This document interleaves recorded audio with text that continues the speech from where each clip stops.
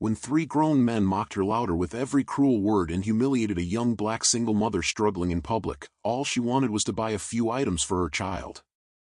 Instead, she became the target of hateful, racist taunts from three white men.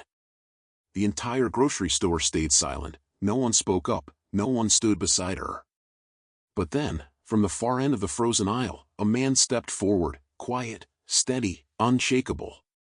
In seconds, he stunned everyone into silence. That man was Vin Diesel. No cameras, no spotlight, no script, but his actions that day sent a message that echoed across America. The fluorescent lights of the Savamart on Florin Road flickered as the automatic doors slid open, and Vin Diesel stepped inside. It was early evening in Sacramento, California, just another ordinary day in an unremarkable part of town. That was precisely why he came. No cameras, no fans, just silence. Vin kept a low profile, gray hoodie pulled over his head, baseball cap low, wireless earbuds tucked in, though they weren't playing anything. It was a trick he'd learned to avoid conversation. After months on set and weeks in the press, he wasn't interested in being recognized. He just wanted eggs, almond milk, oatmeal, and a few recovery drinks. He walked quietly past the aisles, eyes down, avoiding attention. A few teenagers debated over energy drinks near the back, an older couple examined apples, somewhere across the store, a baby cried. He liked the quiet. He liked being invisible. Just as he reached the frozen food section, a different kind of noise rose above the regular hum of the store. It wasn't yelling or shouting, it was sharper, mocking, loud enough to carry but just controlled enough to avoid drawing security. Sarcasm soaked with cruelty. He turned slightly, just enough to see. A young black woman, maybe 30, stood at one of the self-checkout kiosks. Her name tag read LaToya. She wore a faded navy polo with the logo of a janitorial company. Clutched tightly on her hip was a boy, no older than 4, with wide, tired eyes and his thumb pressed to his lips. She was trying to scan a box of Cheerios and a pack of diapers, her hands shaking as she fumbled through her wallet. Behind her stood 3 white men, late 20s, jeans, ball caps, loud voices. One of them, heavy-set and red-faced, held up a can of beans and tossed it into his cart like he was shooting a basketball. Hey, think I can get a discount if I wink at the cashier? He said, laughing. His friend added, come on, man, she's just showing her boy how to work the system early. Gotta respect that grind. The third one leaned in with a smirk and a whisper loud enough for everyone to hear. Bet she's got 3 baby daddies minimum. Their laughter pierced the store, sharp and unrelenting. The cashier didn't say a word. The other shoppers looked away. It was like everyone had agreed to pretend it wasn't happening. But it was loud, clear, and laced with racial venom. Vin stopped walking. His reflection stared back at him from the freezer door, tired eyes, hoodie damp with sweat, jaw clenched. He had seen this before, not in a movie, not on set, but in life. His mother had been LaToya once, a woman doing her best, working 2 jobs, holding it together for a child while strangers humiliated her in line for groceries. He remembered standing beside her at checkout, small, confused, and ashamed, not because of her, but because of how the world treated her. He remembered the silence of the people around them. He remembered the way she held her breath and swallowed her pride just to get through the day. The third man made a loud kissing noise. Hey, sweetheart, he said, swipe that card twice, once for the kid, once for me. That was it. Vin dropped his gym bag near the drink cooler. He walked slowly, quietly, like a storm gathering beneath calm skies. No one saw him coming until he was just a few feet behind the men. His voice was steady, low, step back. The 3 turned. The heavy-set one squinted. You talking to us?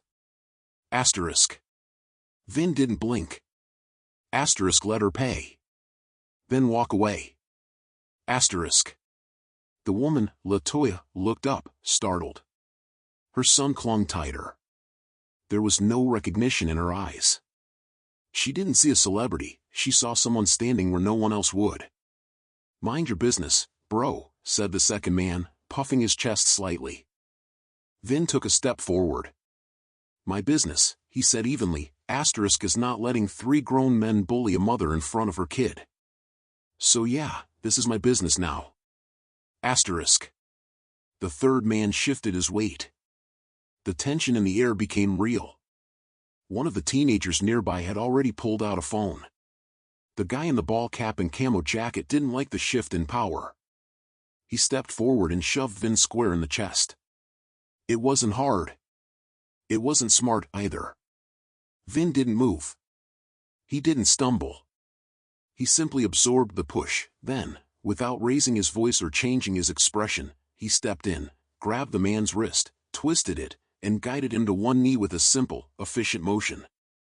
No punching, no threats, just precision and control. The man winced but didn't cry out. Vin leaned in and said quietly, "I'm not here to hurt you. But I could. Think about that." He released him and stepped back. The man stood slowly, pride bruised, and backed away. The other 2 followed without a word, their swagger gone. The silence in the store was thicker now, not of apathy, but awe. LaToya still stood frozen, her debit card trembling in her hand. Vin turned to her and spoke softer than before, "You okay?" She nodded, blinking back tears. Her son peeked up at him from her shoulder, thumb still in his mouth. Vin said, "You don't have to thank me. Just finish up. Get home safe." She bent to pick up the cereal box she dropped, but her fingers missed it. Without hesitation, Vin crouched, picked it up, and placed it gently into her cart. Then he said, not loudly, but clearly, "You don't owe anyone an explanation for surviving."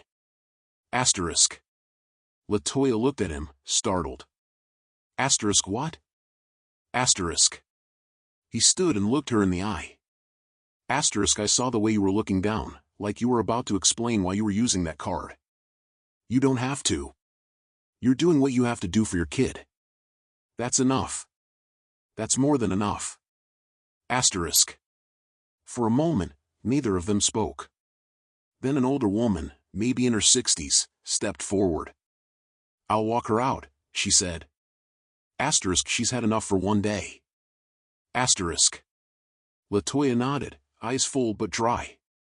She adjusted her son on her hip, swiped her card, and the machine beeped louder than usual. The groceries went into a bag. The boy wrapped both arms around his mother's neck like he wasn't letting go. As they walked toward the door, LaToya turned back. "I didn't think anyone would say anything. I didn't think anyone ever did." Vin gave her a small nod. They should have. And they should now. A few scattered claps rose behind him, but Vin raised a hand gently, not in anger, just to stop it. This wasn't a movie. This wasn't a performance. He picked up his gym bag and stood by the freezer, letting the weight of the moment settle. Someone from behind called out, "Hey, man, what's your name?" Vin didn't answer. Not yet. It wasn't about his name. It was about something far bigger. Vin didn't stay long after that. He grabbed his gym bag and walked toward the far exit, the one by the side doors where delivery trucks usually parked. No fanfare, no more glances, just stillness. He didn't go back to pick up the almond milk or the protein drinks. Somehow, returning to the normal rhythm of grocery shopping after what had just happened felt wrong, like forcing small talk at a funeral. The air outside was crisp, touched by the kind of coolness that only comes after the sun has dipped below the rooftops. He stood for a moment near the exit, his hands buried deep in his hoodie pockets, and looked across the nearly empty lot. A few cars trickled in and out. No one was shouting. No one was recording. And yet, he knew the video would be online already. That teenager in the candy aisle had been filming from the moment the tension began, and Vin had seen enough of the internet to know how fast things moved. He wasn't afraid of it, he just didn't care for it. This wasn't a scene from a movie. It wasn't scripted. It was messy and human and raw, and now it belonged to everyone. He found a bench near the outer edge of the lot, sat down slowly, and pulled out his phone. Notifications were already lighting up the screen, texts from numbers he didn't recognize, pings from social media accounts he rarely checked. The name Vin Diesel was trending. And though he hadn't said a word to the press, his face had made its way into 1,000 captions. Vin Diesel stops racists in Sacramento grocery store. Real-life Dom Toretto protects black mother from harassment. One clip had been posted with the caption, "*You don't owe anyone an explanation for surviving." That line, raw and unscripted, was now bouncing between accounts, quoted under pictures of single moms, veterans, and people holding EBT cards like quiet badges of shame. He watched the clip silently, saw himself enter the frame, saw the moment he took that man's wrist, saw LaToya's expression as he crouched to hand her the cereal. It was strange, watching himself not as an actor but as a person, a man who didn't plan to speak but couldn't remain silent. A dark sedan pulled up near the edge of the lot. The passenger window rolled down slowly. LaToya sat in the front seat, her son asleep in her arms, breathing soft and deep against her shoulder. A woman in blue scrubs sat behind the wheel, likely a nurse, maybe a neighbor or friend. LaToya leaned slightly toward the window and called softly, "*He finally fell asleep." Vin walked over, hands still tucked in his hoodie. "He looks peaceful," he said. "He always does after he cries," she replied. Like he empties out and resets. She hesitated, then added, "*I didn't expect anyone to help. Not in a place like that." Vin nodded. "You shouldn't have to expect it. But I get why you do." She looked at him, and for the first time, her voice dropped into something fragile. "I felt small," she said, her eyes on the dashboard, not on him. Like I didn't belong there. Like I needed to disappear." Vin shook his head gently. "You belonged in there more than they did." She let out a breath that had clearly been trapped for hours, maybe days. "I don't know if people like you know what it means, stepping in like that. Not just the words, but the timing. You didn't let it get loud." He shrugged slightly. "I didn't do anything special. I just didn't pretend not to see you." Her eyes met his then, no tears this time, just something that looked like quiet recognition. A knowing between people who have been tested by the world in different ways but still feel the weight of it the same. "If you ever want a home-cooked meal," she said, smiling faintly, "I make a mean peach cobbler." Vin chuckled softly. That's tempting." The nurse leaned over slightly. "We should get going," she said gently. LaToya waved, rolled the window up, and the sedan pulled out of the lot. Vin stood there for a moment, watching the taillights fade, then turned and headed toward his car. He didn't check his phone again. He just sat in the driver's seat with the engine off, letting the stillness settle. He thought about his mother, how many times she had stood in lines like that, holding on to dignity with trembling hands. He thought about the cashier, eyes darting away. He thought about that little boy, eyes wide, watching the world fail his mother, until someone chose not to look away. His phone buzzed again. A name flashed on the screen, Briggs. His trainer. His longtime friend. Vin answered. "You good?" Briggs asked. No preamble. "I'm fine," Vin replied. "I saw the video," Briggs continued. They already got your name up on every blog and news ticker. You want me to spin it, or let it breathe?" Vin sighed. "Let it breathe." I figured. But brace yourself, this isn't going to be just another viral clip. People are talking. "I didn't do it for that," Vin said simply. "I know. That's why it matters." They sat in silence for a beat. Then Briggs asked, "You heading back to the gym?" Vin glanced at the clock. "Not tonight." "All right," Briggs said. Asterisk, call me tomorrow. Proud of you, man. Asterisk.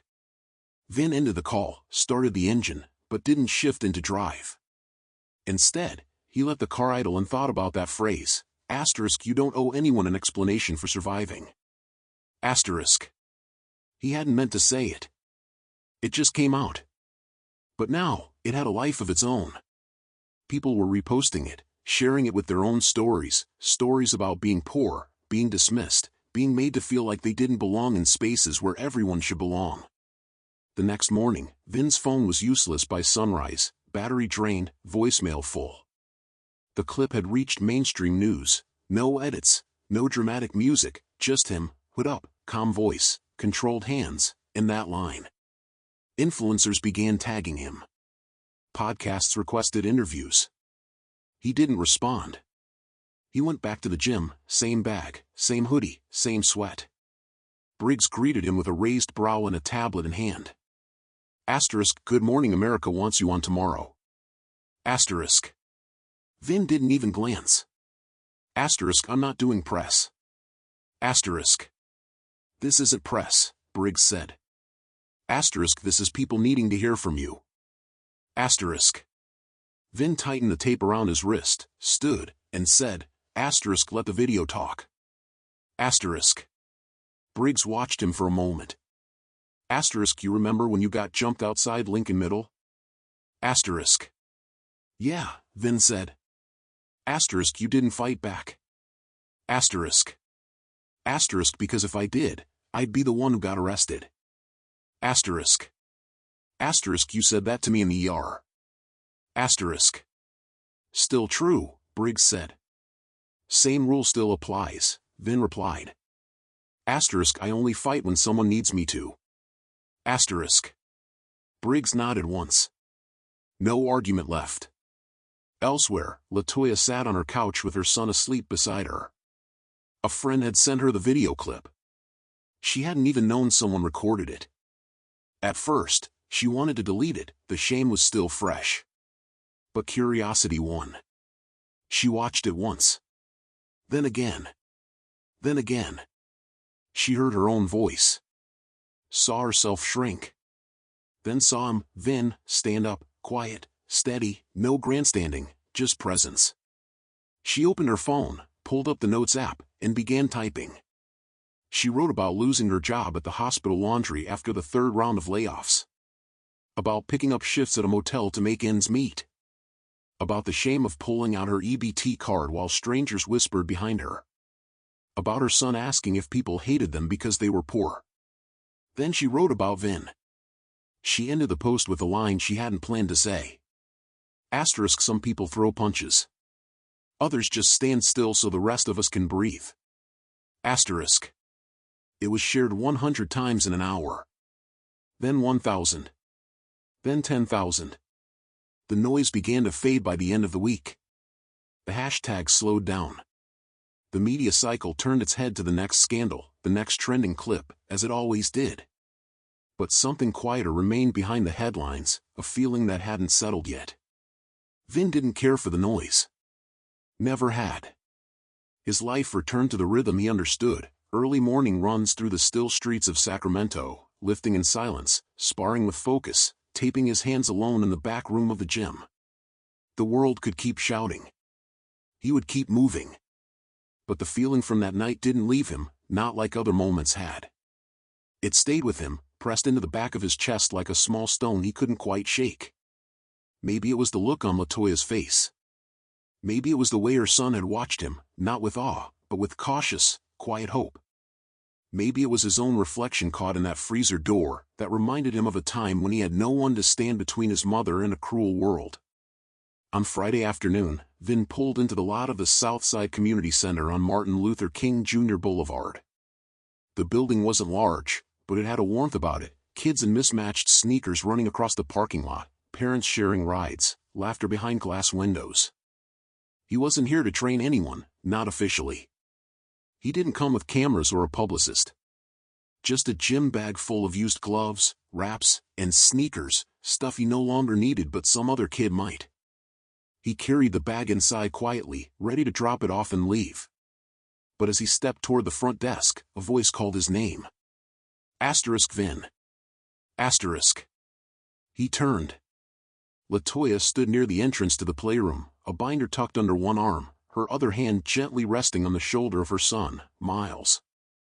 The boy clutched a juice box in both hands, eyes wide as ever.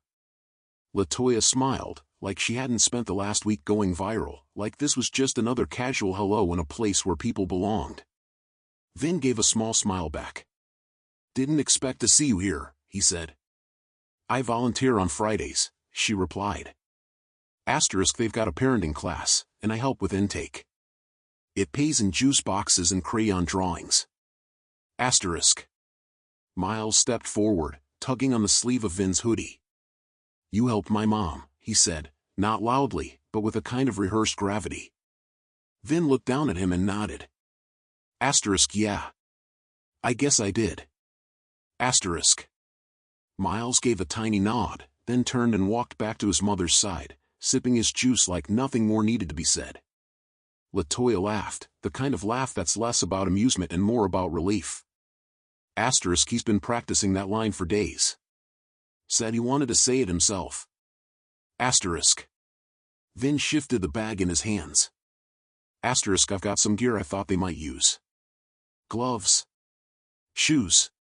A few extra mouthguards. Latoya nodded. That's your thing, huh? Giving quietly. Vin shrugged. Loud doesn't always help. She looked at him for a moment, the noise of kids echoing faintly from the next room.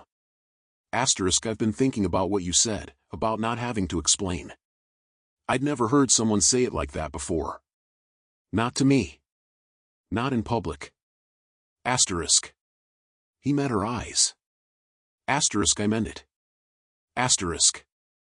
She nodded. I know. Took a minute, but I believe it now. She reached into her binder and pulled out a folded sheet of paper. I wrote something, she said. 4 Miles. It's kind of a letter, kind of a promise. I want him to know that surviving isn't shameful. It's not weakness. It's a kind of strength. She handed it to him. You can keep it.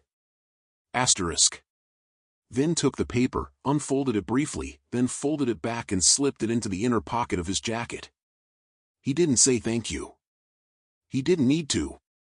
Miles had wandered off slightly, chasing a dust bunny near the corner of the room.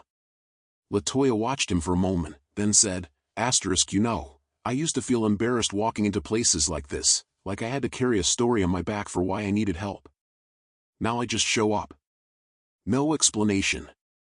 No apology. Vin looked at her, then nodded. That's real strength. She raised an eyebrow. Is that what you teach the kids you train? He paused. Fighting's the surface. The mindset, that's what changes people. They stood in that quiet for a while, just enough time for the air to settle. Not awkward. Not heavy. Then Latoya glanced at the time and said, I should get back. I've got to check in a few more families. Vin lifted the gym bag, ready to drop it at the desk. She turned back before heading to the playroom. If you ever want that cobbler, she said with a soft smile, you know where to find me. Vin gave a small chuckle. That's dangerous. She disappeared around the corner, and he set the bag down near the donation box, nodded to the front desk volunteer, and walked back toward the parking lot. Outside, the sun was beginning to dip again, casting long shadows across the pavement. Vin paused by his car, pulled out the folded letter from his pocket, and opened it. The handwriting was neat, thoughtful, a mother writing not from fear but from clarity. The words hit him in places no award speech ever had. At the bottom, Latoya had written, he'll know he's enough, not because the world told him, but because I did. He folded it again, slower this time, and placed it back into his jacket. The drive home was quiet, no music, just the low hum of the road and the gentle tap of tires across uneven pavement. When he reached his place, he didn't go inside right away. Instead, he sat in the driveway, staring up at the sky turning soft with dusk. His phone buzzed again. Briggs, of course. They still asking for interviews, the text read. Asterisk every outlet. Even Oprah's people called. Asterisk. Vin didn't respond. He wasn't chasing cameras. He wasn't trying to sell a story. What happened at the grocery store wasn't a performance. It was a pause in the noise, a moment when someone saw injustice and chose not to be another silent witness. A week later, a news anchor on a local morning show quoted his line, Asterisk, you don't owe anyone an explanation for surviving. Asterisk, the studio guests nodded solemnly. The clip of LaToya's post was shared again, and her line followed close behind. Asterisk, some people throw punches. Others just hold the line so the rest of us can breathe. Asterisk. And somewhere in a small community gym, a new pair of gloves was being strapped onto a teenager's hands, passed down by someone who knew exactly what it meant to stand still, strong, and without apology. Vin never posted about it. Never mentioned it in interviews. But he remembered every detail, not for the world, for himself. And for the boy with the juice box, who would grow up remembering that one night, someone chose to see his mother, not just pass her by. And that was enough.